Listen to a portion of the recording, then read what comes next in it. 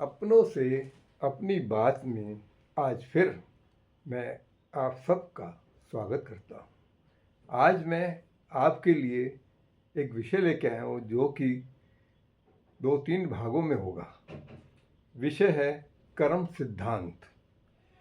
मनुष्य इस धरती पर जो भी करता है, पुण्य पाप सूरज ले जाता है, उसको बनाकर भाप, उसी भाप से फिर बनते हैं बादल और वही बरसाते हैं उस पर मन कर्मों का फल। इसलिए इंसान को कर्म बहुत सही करने चाहिए और सोच समझ कर करने चाहिए। कर्म ही जीवन का मुख्य लक्षण है। क्रिया के बिना जीवन है ही नहीं। बिना कर्म के कोई एक पल भी जीवित नहीं रह सकता। व्यक्ति की भूतकालीन क्रियाएं यानी कि कर्म कारण है, वर्तमान स्थिति उसका फल है। जैसा काम वैसा परिणाम।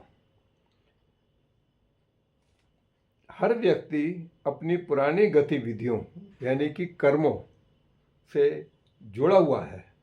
वह उन गतिविधियों के अंजाम से किसी भी तरह से मुक्त नहीं हो सकता, लेकिन पुरुषार्थ के द्वारा वह नतीजे के रूप को परिवर्तित कर सकता है, पर कर्म कानून से बच नहीं सकता। कर्म के गुण व किस्म के क्षेत्र से ईश्वर को कुछ लेना देना नहीं है। ईश्वर तो वह सर्वशक्तिमान सत्ता है जो व्यक्ति को कार्य करने की क्षमता देता है। आपके कर्मों का नतीजा तो आपकी अपनी करतूत है जो कि आपके हाथ में है। व्यक्ति के पास अपने आप को बिगाड़ने या संवारने की असीम क्षमता है। ईश्वर को आपके क्रियाकलापों कर्मों से कुछ लेना देना नहीं है। सदैव याद रखें, प्रभु ना दंड देता है, प्रभु ना माफ़ करता है।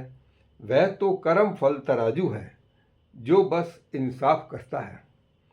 सुख दुख का बटन तेरे हाथ में है बंदे, तू खुद ही ऑन करता है तो तू खुद ही ऑफ करता है। अब प्रश्न उठता है कि व्यक्ति कर्म कैसा करे। प्रत्येक व्यक्ति को चाहिए कि प्रत्येक कार्य से पूर्व बुद्धि का सहारा ले, उसकी शरण में जाए और अपनी अंतर आत्मा में झांके, धर्म का मार्ग अपनाए। अंतर आत्मा की पवित्रता का नाम ही धर्म है। कर्म के गुण दोषों को जांचे और फिर उसे अंजाम दे। कर्म ऐसा कीजिए कि अपने आगे झुकने लगे आपका अपना शीश। कर्म ऐसा कीजिए कि अपने आगे झुकने लगे आपका अपना शीश। क्योंकि आप ही गवाह, आप ही गुनाहगार और आप ही न्यायाधीश हैं। क्योंकि आप ही गवाह, आप ही गुनहगार और आप ही न्यायाधीश हैं। प्रस्तुत कर्म सिद्धांत की पुस्तक से ये मैं आपको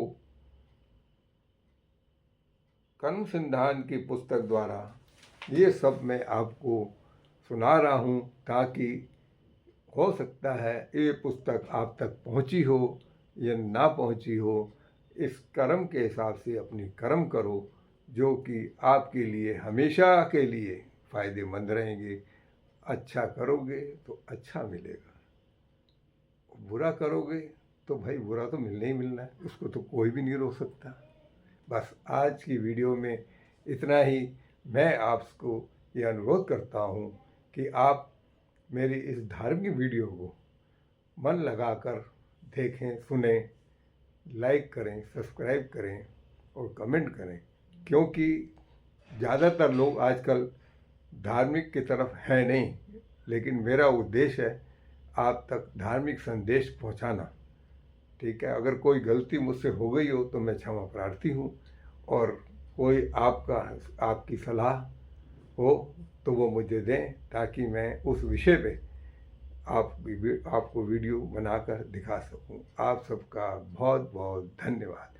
बोलो श्री कृष्ण भगवान की जय, बांके बिहारी लाल की जय, मेरे कन्हैया लाल की जय।